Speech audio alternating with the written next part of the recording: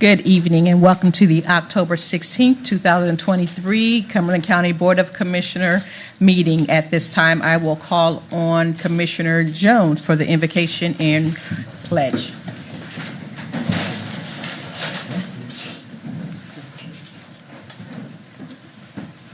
Heavenly Father, we just thank you for this evening. We ask that things be done in decency and order. We thank you for your love and your grace. We ask that each and every decision that we make will be in the better empowerment of our community. Lord, we just thank you, and we ask for peace overseas and those in war, that you will keep them in their times of comfort and need. In Jesus Christ we pray. Amen. Amen. I pledge Allegiance to the flag of the United States of America and to the republic for which it stands, one nation, under God, indivisible, with liberty and justice for all.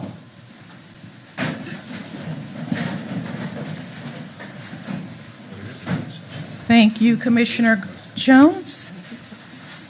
As we all know, October is Breast Cancer Awareness Month as well as Domestic Violence Month, and know that we are keeping everybody in prayer who is in need of that. And if you are involved in a domestic violence situation, reach out to someone, call someone, and seek help. At this time, I will call on County Manager Greer to read the public comment policy, please. The public comment period shall last no longer than 15 minutes. Time may be extended at the discretion of the board. Each speaker will have a maximum of 3 minutes to make remarks until the 15 minutes is attained. No time may be yielded to a speaker by another speaker. Speakers will be acknowledged by the board in the order in which their names appear on the sign-up sheet. Speakers will address the board from the lectern and begin their remarks by stating their name and address. Public comment is not intended to require the board to answer any impromptu questions. Speakers will not discuss matters regarding the candidacy of anyone seeking public office. Speakers will be courteous in their language and presentation. Personal attacks will not be tolerated. Written comments and/or supporting documents may be left with the clerk to the board. Madam Clerk, do we have any speakers? We have 6 speakers. Okay, then it looks like we have to go to 2 minutes so that everybody will have an opportunity to speak. How many speakers did you say? I'm sorry. 6. 6, okay. Our first speaker is Jackie Elliott.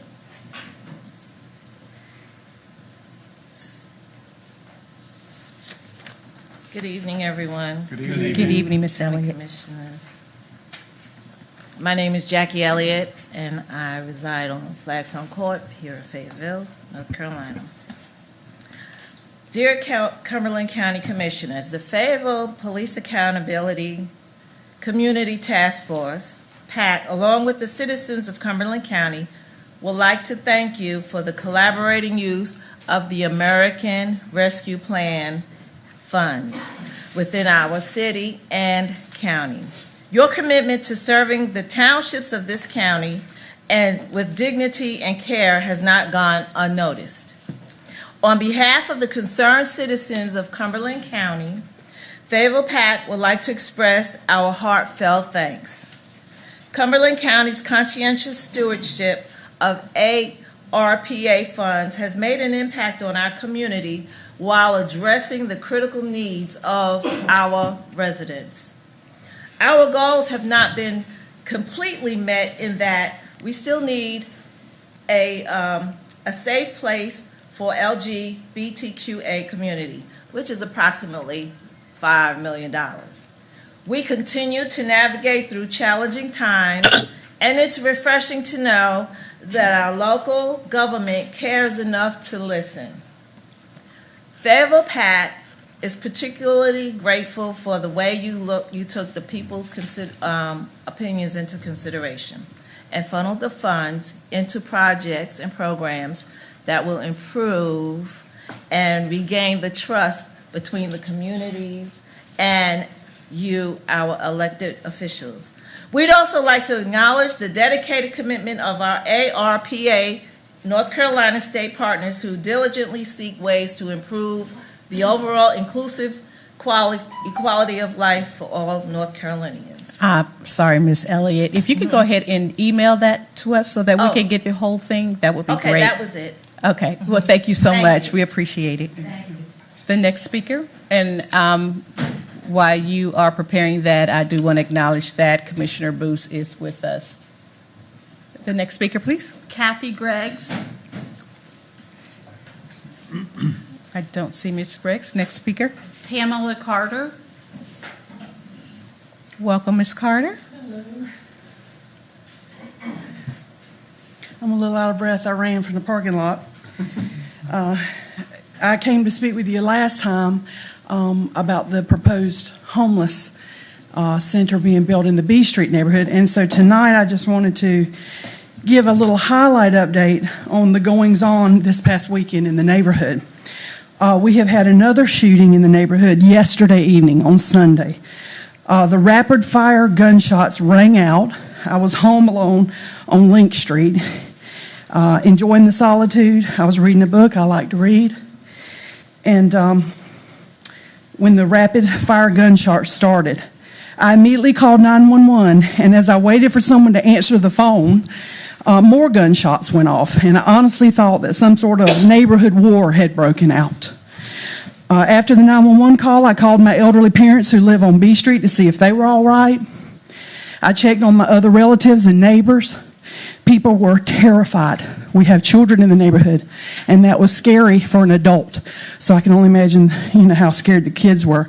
It's been 12 days since we experienced another shooting, murder, and carjacking on one street over from me, on School Street. I was home when that one happened as well, and it was terrifying. These specific events happened within a 2-week time frame, and I won't mention here the regular things that go on. We don't have the time because you got me for 2 minutes. Again, I will state that this is not the appropriate place to build a homeless shelter. The homeless are already in a scary situation, and they don't deserve to be placed in a scary neighborhood environment.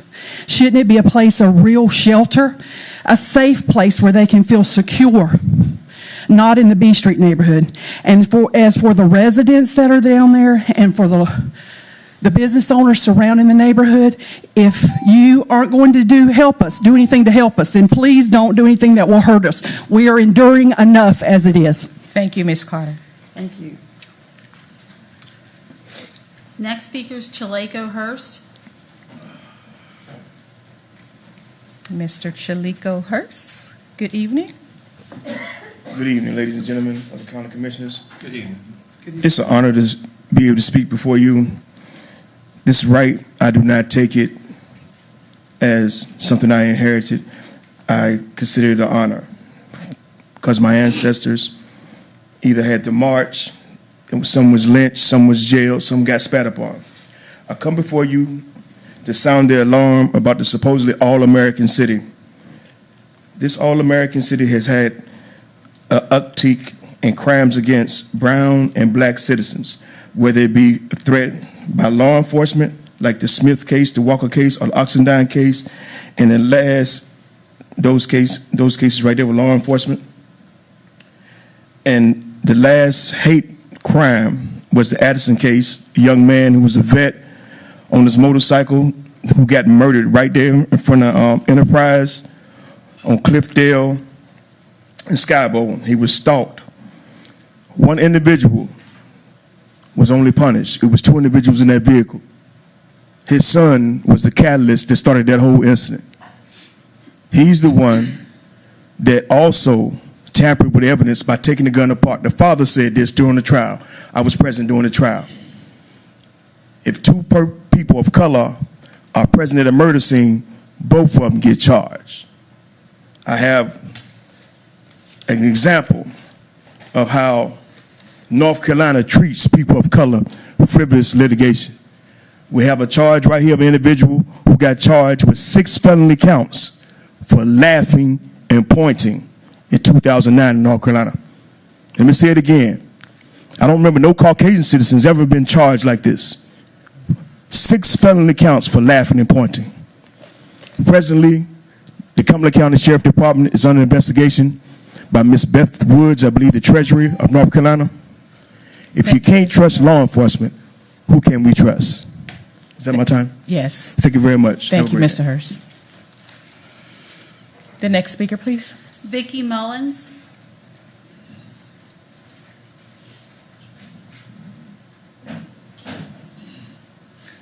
Good evening, Ms. Mullins. Hey, good evening. Good evening. I come to thank Marshall Faircloth for attending the Parks and Rec meeting. Okay, we greatly appreciate you being there. I have been asked by the chairman, which is, Harold Smeltzer from Harold's Fencing, to apologize to you for how you were talked to at that meeting. Okay. It's quite all right. But we wanted you to know that we are sorry for how you were talked to. And I would like to know what your guys' plans are for Cedar Creek. Okay, we hear a lot on Grace Creek, and that's fine. They're right next to that plant. But what you going to do for us in Cedar Creek, which is the other side? What is your plans to get us water? It's going on 6 years. Well, past 6 years, actually. We would like to know on that side of the river what you guys are going to do for us. And I appreciate y'all letting me speak tonight. Thank you. Thank you, Ms. Mullins. Next speaker. Tommy Kinlaw.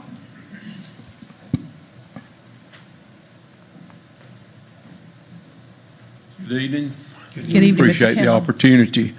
I have 2 requests I'd like the commissioners to consider, and I don't know if there's ordinance in place to take care of this, but each day when I still work at 77 years old, I drive 9 miles to work, and I pass by at least 30 to 35 abandoned vehicles parked in people's yards.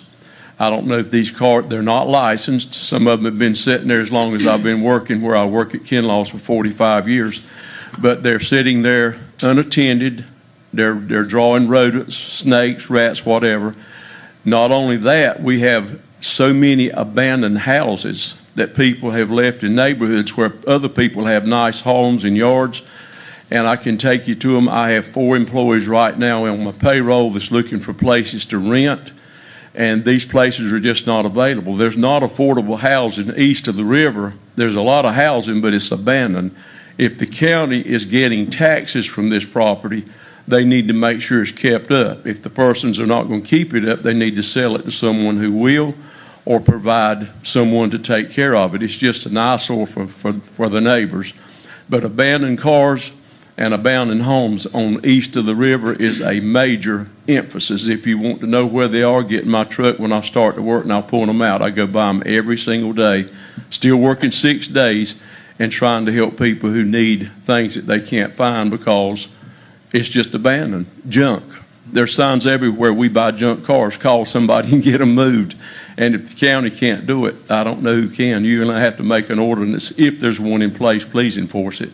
We give you thanks. Mr. Kinlaw, you said east of the river. What road are you talking about? I'm talking on John B. Carter Road, Okay. right in front of Montana. Okay. I turned there to miss the traffic up at 95, which is turning into a cesspool of its own Okay. on the intersection there. Okay. Thank you, sir. You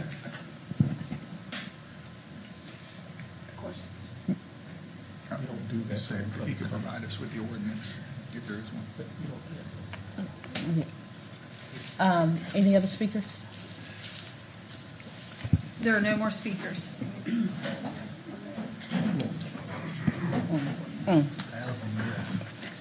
Okay, there are no more. We would now move on to the consent agenda. Are there any items to be removed? I'm sorry, I'm jumping ahead. Mr. Greer, any changes to the agenda? No changes to the agenda, Madam Chairwoman. Okay, if I can get a motion to approve the agenda? Move to approve. It's been moved and properly second. All those in favor? Unanimous. I'll now move on to the consent agenda. Are there any items to be removed from the consent agenda? Motion to approve. Second. It's been moved and properly second. All those in favor? Unanimous. Thank you. At this time, we'll move on to the items of business. Manager Greer, if you would introduce the item and the staff to present. Yes, the first item is grant awards for our specialty courts. Justice Services have 3 grants that they would like to get approval for. Heather Skeens, Assistant County Manager, will present these items. Good evening, Commissioners. Thank you for the opportunity to speak tonight on the grant awards for Justice Services. I want to take a moment to thank our Justice Service Director, Courtney McCollum, our Honorable Judge King, and our grants manager, Lisa Jane. They worked tirelessly to apply for and submit for these grants, and were successful in obtaining three grants. So we would like the Commissioners to consider acceptance of the awards of these 3 grants, and they are, the first one is Bureau of Justice Assistance, which is a BJA grant for Adult Treatment Court, Drug Treatment Court, which is $722,016 for post-adjudication court. The second one is also a BJA grant for Veterans Treatment Court, Early Identification and Supportive Service Enhancement Project, in the amount of $948,996. And this is for early identification of veterans in the court system for referrals to the pre- and post-adjudication court programs and to enhance its recovery support system. And the last one is an Administrative Office of the Courts, or AOC grant, for funding for Veterans Treatment Court in the amount of $500,000 to aid in the operation of court. So again, we're requesting that you accept the 3 grants in the total amount of $2,171,012. Are there any questions? If I can get a motion, please. Move to approve the award of the grant for specialty courts from Justice Services. Is there a second? Second. It's been moved and properly second. All those in favor? Unanimous. Thank you. Thank you.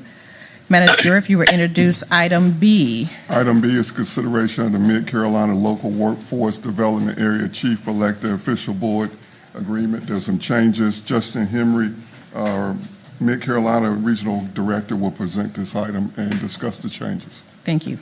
Good evening, Commissioners, Madam Chair. Thank Good you all for having evening. me tonight. Seems like every time I come in front of you, we're talking about transition of the Workforce Development Board and Workforce Development Area, and that continues with this. Just a very brief history, as you'll recall, it's been about 3 years ago, the county transitioned the Workforce Development Department over to the Council of Governments, and at that time, Cumberland County was a 1-county workforce area.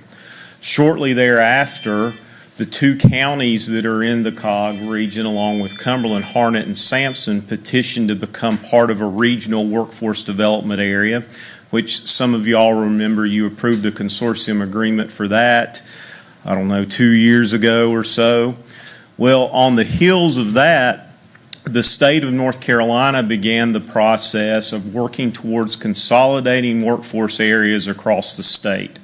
There are currently 23, 24 local workforce boards in the state, and the state's goal is to eventually bring that number down to 8 workforce boards that will mirror the state's prosperity zones across the state. This is part of that. To date, there's been 3 local workforce areas that have cooperated with the state in their efforts to do this. That's been us at Mid-Carolina, Piedmont Triad Regional Council up in Greensboro, and Capital Area Workforce Development in Raleigh.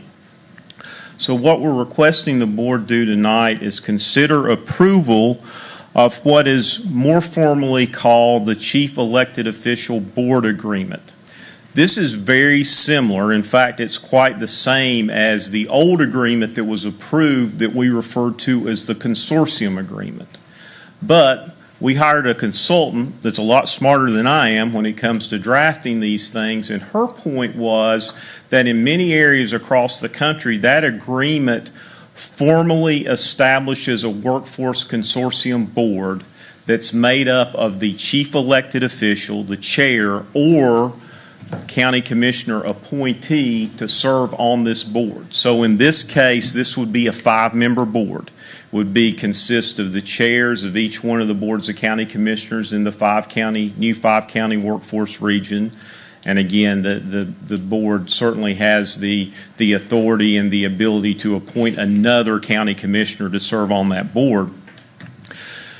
The reason for that recommendation was, and I think as y'all know based on your previous experience with workforce development and federal workforce law, it's imperative that there be direct accountability, regardless if there is a workforce board, which there is a workforce board that's a very vital part to the workforce system that, again, this board will appoint members to represent the various geographic areas and the business sectors. But she felt it was very important that we establish a formal board so that us at the staff level is directly accountable to the chairs of the boards of county commissioners in this 5-county region. Because the things that this board would be responsible for are, one, the financial oversight, making sure that we're monitoring and reviewing programs correctly. Again, as I mentioned before, appointing members to the Workforce Development Board, and also approving regional workforce development plans. So the Workforce Development Board obviously is involved in those, but it's imperative that the elected officials be involved in that as well. What I will say with this as part of this request, just so you know, and Commissioner Adams may remember this, and some of the other folks, is this discussion initially started about 3 years ago when Moore and Montgomery County showed interest in joining the area. I won't say there was trepidation, but there was questions. You know, do we want to do this? Is this going to work? And what I can say is that we have been working with Moore and Montgomery County since July 1, actually. So we started this transition, and I'm pleased to say that from my perspective, this transition into a 5-county area has added more to what we're doing than it has taken away. And clearly Moore and Montgomery County want to be a part of this area. One of the major things that it's done is pulled us in and gotten us more involved with the Advanced North Carolina project, along with Fayetteville Tech and a lot of other community college with Wolfspeed, Venmo, the workforce associated with that, which is having spinoffs. But I'll quit talking and be glad to answer any questions you have or clarify any information. Thank you. Are there any questions? I just have one. And I know Montgomery and Moore joined, and if they're going to get down to 8, is there any talk about which other counties may be kind of in our catchment area to be able to do that? For people who don't know, is Sampson, Cumberland. I'm sorry. Yeah. So yes, sir. Sampson, so it'd be Sampson, Cumberland, Sampson, Harnett, then Moore and Montgomery. That would make up the 5. The other counties that are in the Sandhills prosperity zone for the state are mainly the counties south and west of here. Richmond, Scotland, Hoke, Robinson. Trying to think of the other ones. There has been discussion around that, but quite frankly, where that has been held up is those workforce boards are like ours. They're part of a council of governments. And the council of governments try to play well within our own sandboxes and not really get into the push and pull about service areas.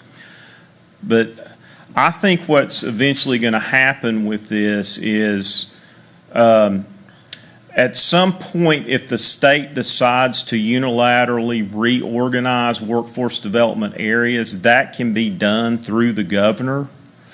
So there's not been further discussion about that. And I'll be honest with you, I wish they'd give us about 2 years to get this one done before we do another one.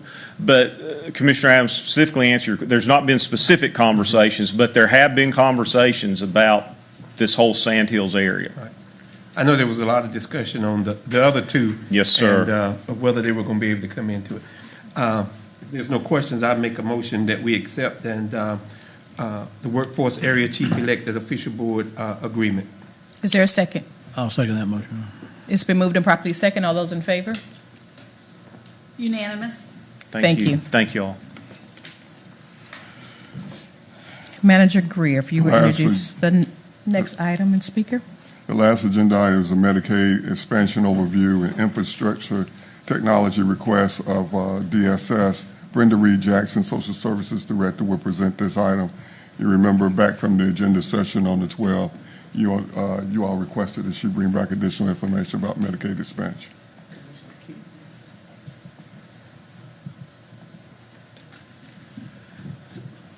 Excuse me.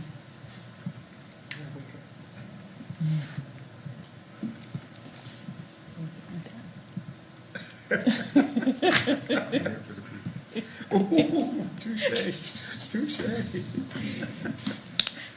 That makes two. Yes. Good evening, Ms. Jackson. Good evening, Commissioners, and good evening to all of our citizens who may be watching the meeting tonight. We're excited to share this very, very good information related to Medicaid expansion, as well as we have a request for infrastructure that we would like for your consideration.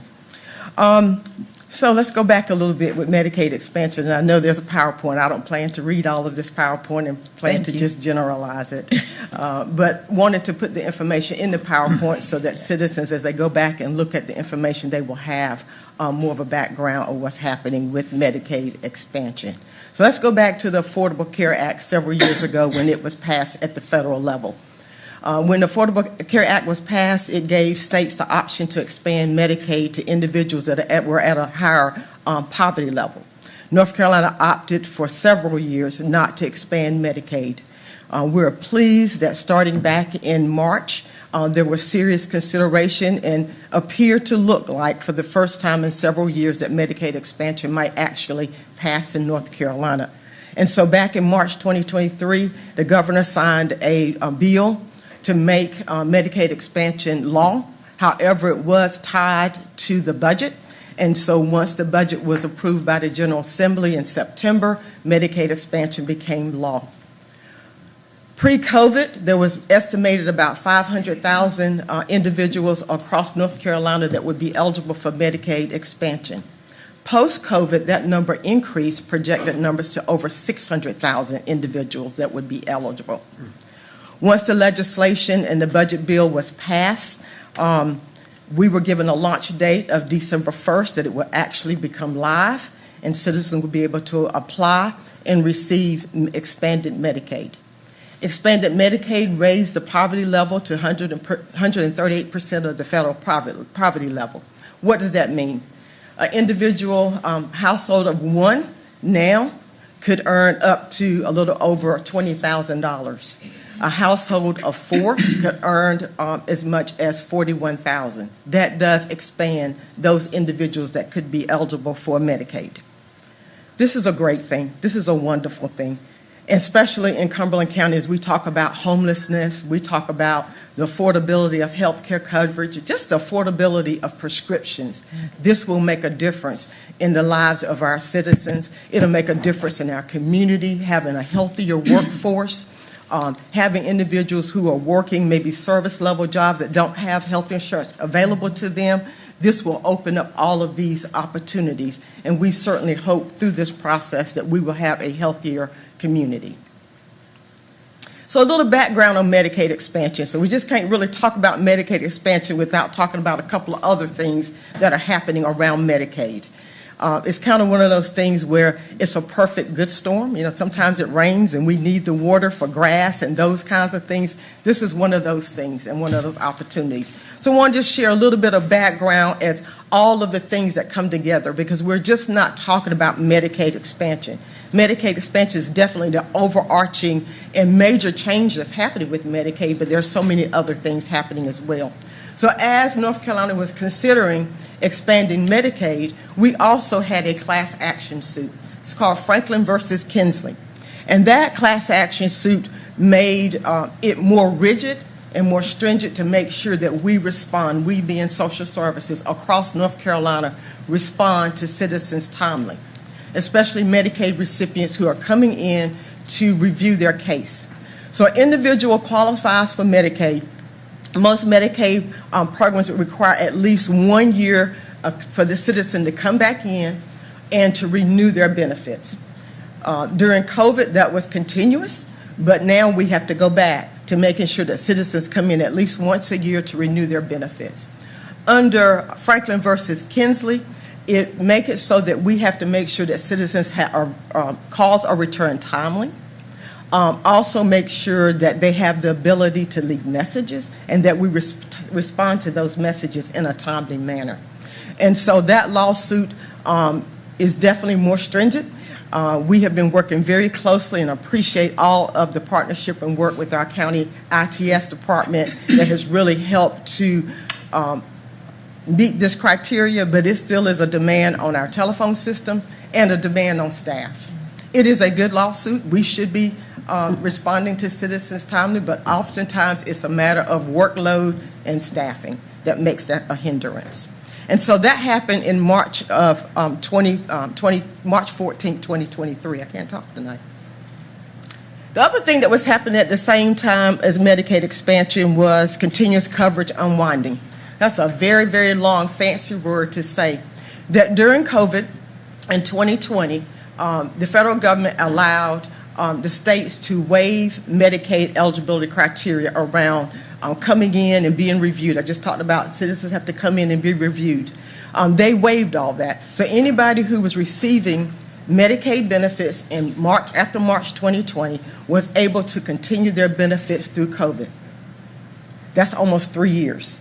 That happened up until March of 2023. So we could not terminate anyone. Everybody was waived the eligibility requirements, the requirement to come in every 6 months, and other requirements. For instance, for our homeless population, they are called able-bodied adults. Usually a citizen who's homeless can only receive 3 months of service unless they meet some type of employment criteria. If an individual was receiving benefits under that criteria, they were able to receive benefits for the past 3 years. So we could not terminate anyone from Medicaid. Commissioners, you may remember I came and talked to you about that it was happening back in February. We got notice that as of April, any individual that was receiving continuous coverage, we would have to start reviewing their benefits. We're talking 97,000 active cases that we have on Medicaid right now. And over a 12-month period, thankfully, we did not have to review those individuals all at one time. It was over the next 12 months. So starting in April, through a graduated process, so a certain group every month, we review their coverage to make sure if they're eligible, and if they're not, then we have to terminate. So many citizens who were receiving benefits during the COVID pandemic were probably not going to be eligible. And it could be their income change. It could be their kids aged out of care. It could be different situations that happen. And just for instance, the example I gave about the homeless population. So normally they would only receive 3 months of service, but they were allowed to receive 3 years of service. And so those kinds of things will cause individuals to lose their benefits.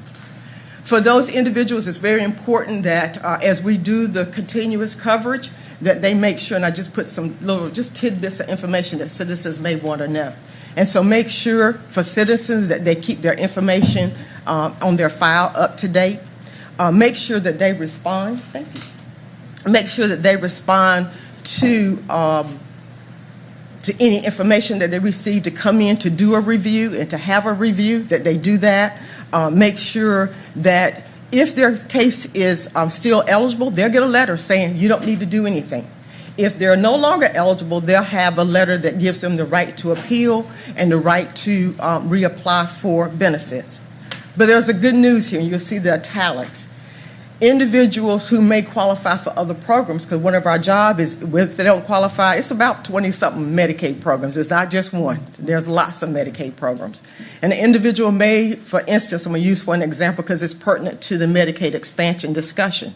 So if an individual was getting Medicaid for pregnant women, under expansion, they will continue to receive service. So some citizens will not have to be able to do anything. We will roll them over until those eligible programs. We'll talk about that in a minute under Medicaid expansion because that's really critical and important. You can take a break, Brenda, if you need to. Yeah, I was talking fast, wasn't I? I just want to make sure you're good. So That was a little dry, Clarence. I appreciate that. Okay. So, what's the local impact? So there's three things when we start talking about the changes in Medicaid. Of course, it's Medicaid expansion, but then it's Franklin versus Kinsley that requires us to have more stringent telephone response. And then, of course, the continuous coverage unwinding, the ending of those pre-COVID waivers. All of these are going to have amazing and enormous workload capacity. While it's amazing that the citizens are going to receive service, 97,000 cases that have to be reviewed over a 12-month period. We're projected to have somewhere between 35 and 40,000 individuals that will be eligible under Medicaid expansion, and then you add the telephone response and those kinds of things. So this is what it looks like, just an idea, just a snapshot of our projected workload. Again, the 97,000 citizens that we currently have eligible. We just average somewhere between 30 and 40,000 individuals that will be eligible under Medicaid expansion. Now, those are the eligible. It is projected that we may have as many as 75,000 people come in and to apply. The reason for that is, on average, about 50% of the citizens that come in and apply are not eligible. So these numbers are eligible. They're not projected to who's going to come in. So that's the average rate. That's what they look at statewide. You may say, what does that mean? Yes, you're still going to have individuals that are not going to qualify, but still are going to come in to apply for the program because it's new. And again, those are numbers that the state project in terms of about 50% of the individuals that will come and apply, even under Medicaid expansion, still may not be eligible. It's not going to be a statewide, all of a sudden everybody's going to be eligible. And that's just a projection. So what are we doing to prepare? First of all, we do not have, and I know citizens are probably saying, well, why aren't we seeing more about Medicaid expansion? We do not have the official policy and procedures for Medicaid expansion. And so we have to receive that information from the state. It tells us, it guides us what the eligibility criteria. The only thing we have that we know is the percentage within poverty. We don't have the other requirements. Are the citizens are going to have to come in to apply, what documentation they're going to have to bring. We do not have all that. We've seen a draft of the policy, but we do not have the official policy. We've been part of a pilot with the state to support the work that we're doing, and so they've been coming to us, helping us with preparedness, looking at processes, looking at caseload projections, and those kinds of things, and so we've been very glad to be part of that process. One of the things that we hope is going to really help us is straight-through processing. Now, this is something that the state does through our NC Fast system, meaning that a citizen, they're already receiving some other benefit, maybe a Social Security benefits and those kinds of things. If the information that we need that are required for Medicaid, for an example, we need to verify their citizenship. We need to verify their address. The kinds of information that we need to verify, if that information is already available to us in other systems, other databases that we have, the state has, the federal have, then that citizen will not have to provide that information. And that application could possibly, from electronic process, be automatically processed with us not having to do anything. And that's called straight-through processing. Right now, that's only available to us right now for date of birth, address, citizenship. But if they expand that to, for instance, income, where we can have a database and we can go in and pull someone's income, then they don't have to turn in wages to us and have an employer fill out a form. And so if that happens, that is going to be wonderful, and it's called straight-through processing. The other thing that the state has done is provide some funding. So we received $269,609 in continuous coverage. It's kind of to help jumpstart and get Medicaid expansion moving, and we're excited to have that. We have been working very closely with county management. Medicaid expansion has been talked about now for almost a year. And so we've been looking at what our staffing needs, what other needs that we may have as it relates to Medicaid expansion. Those numbers have changed. Remember, I talked about projected 500, now 600, so data has changed. Lots of things have changed since the original discussion. So we're having lots of discussions with county management. We have worked again with the state on the support team to help look at our processes. and how we can best meet the needs of citizens. We believe that one of our first big steps is to look at our infrastructure. We know that we're going to have more foot traffic. Citizens can apply for Medicaid in any variety of ways: in person, telephone, online, email. There's various ways, and it should be, for citizens to be able to apply for services. We anticipate that we will have lots of foot traffic in our main building, as well as, again, with Kinsley versus Franklin lawsuit, we know that we're going to have a demand on our telephone system. We do have a call center now. That call center has been in existence now about 7 or 8 years, but it also services all of our other public assistance programs, like our food and nutrition program, which is a very large program as well. Over 35,000 citizens receive food and nutrition benefits, child care benefits, energy assistance, and we're getting ready to get into our busy season with energy assistance. It will kick off the low-income energy assistance program. Will start December 1st with our elderly, so we know that we're going to have increased volume. We are proposing a Medicaid call center. Again, we got that lawsuit, that class action suit. We have to meet the criteria for that to assist us with our call volume.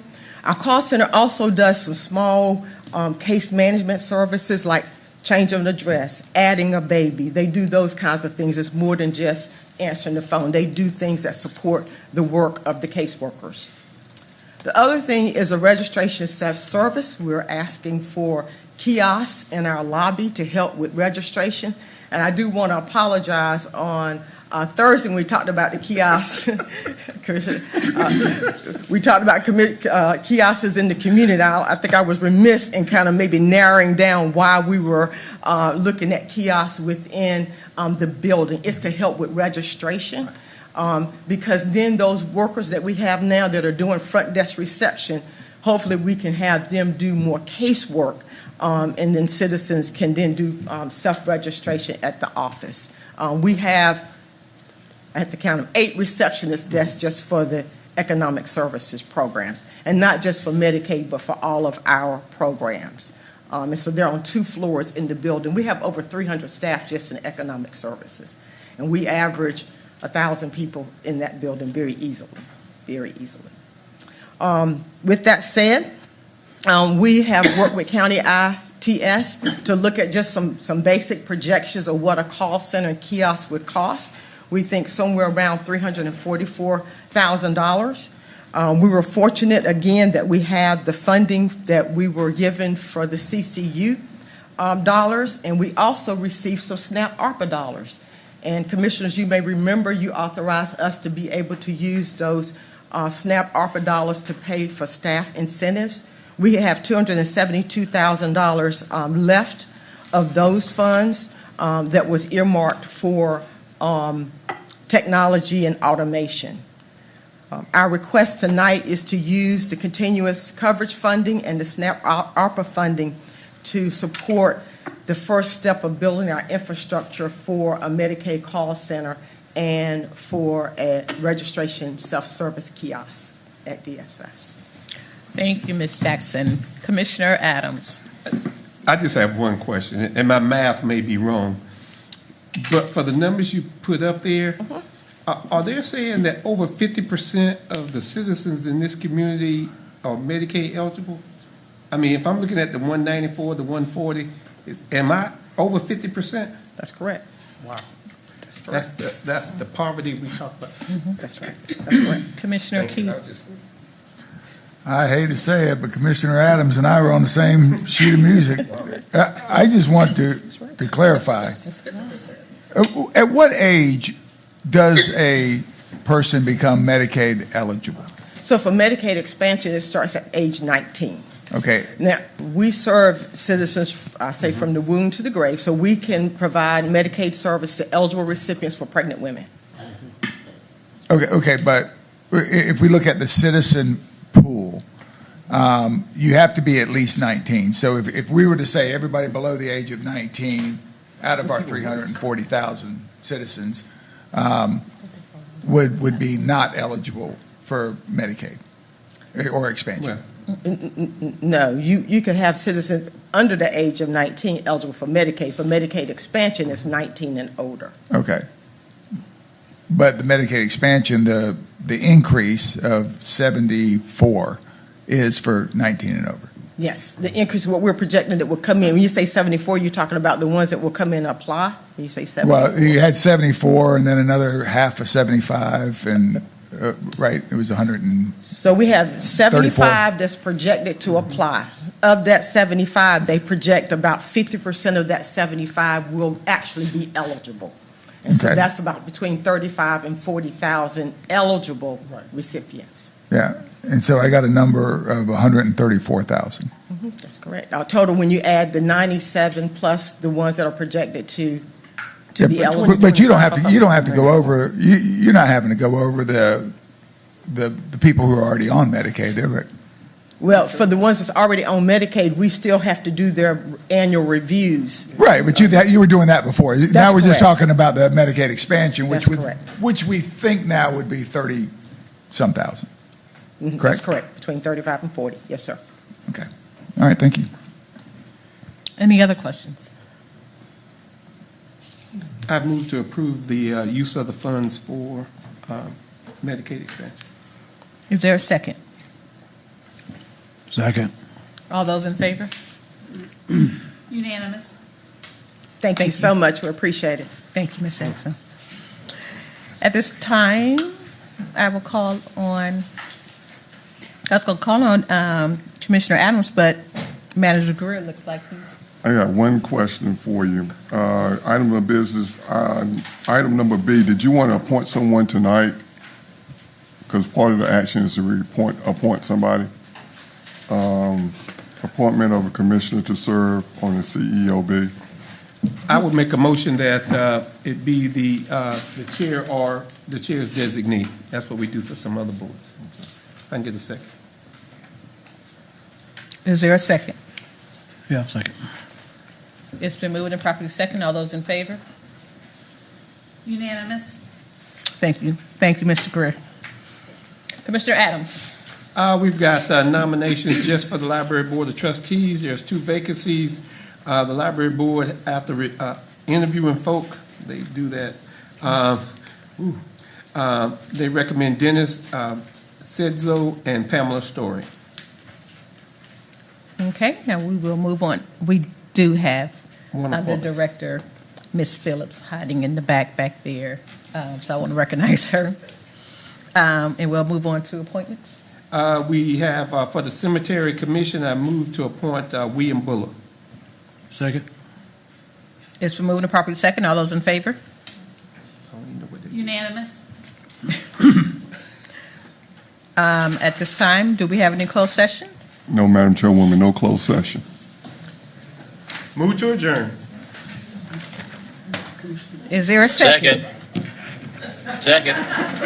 Madam Chair, I'll second the motion, but before we adjourn, I'd like to make one quick announcement. I have been appointed to the State Board of, I won't say Certified Public Accountant, that's not it. It's the North Carolina Association of County Commissioners, and I will serve in the capacity as Chairman of the Tax and Finance Committee. Oh, congratulations. Thank you. It's been moved and properly second, and a formal congratulations. All those in favor? Unanimous. Thank you. Meeting adjourned.